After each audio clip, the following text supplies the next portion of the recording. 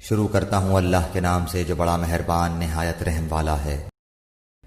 ہم نے حضرت موسیٰ کو کتاب دی اور ان کے پیچھے اور رسول بھیجے، اور ہم نے حضرت عیسیٰ ابن مریم کو روشن دلیلیں دیں اور روح القدس سے ان کی تائید کروائی۔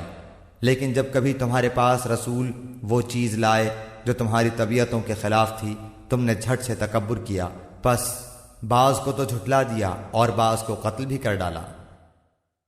یہ کہتے ہیں کہ ہمارے دل غلاف والے ہیں، نہیں، بلکہ ان کے کفر کی وجہ سے انہیں اللہ تعالیٰ نے ملعون کر دیا ہے، ان کا ایمان بہت ہی تھوڑا ہے۔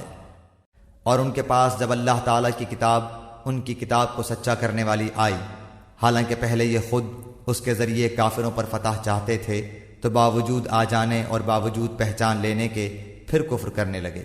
اللہ تعالیٰ کی لعنت ہو کافروں پر۔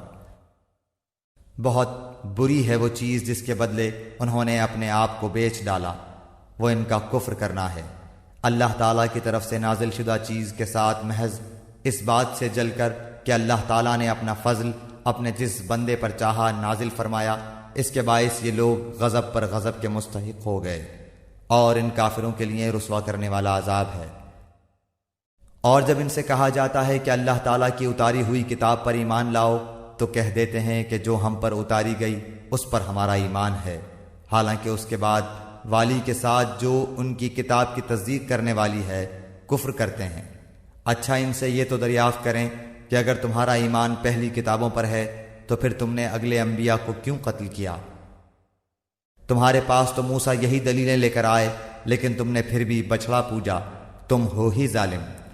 جب ہم نے تم سے وعدہ لیا اور تم پر طور کو کھڑا کر دیا اور کہہ دیا کہ ہماری دی ہوئی چیز کو مضبوط تھامو اور سنو، تو انہوں نے کہا ہم نے سنا اور نافرمانی کی، اور ان کے دلوں میں بچڑے کی محبت گویا پلا دی گئی بسبب ان کے کفر کے۔ ان سے کہہ دیجئے کہ تمہارا ایمان تمہیں برا حکم دے رہا ہے اگر تم مومن ہو۔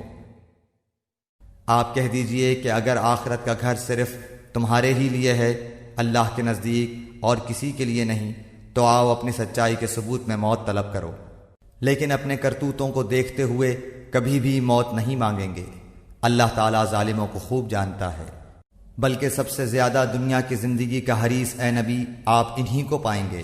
یہ حرص زندگی میں مشرکوں سے بھی زیادہ ہیں۔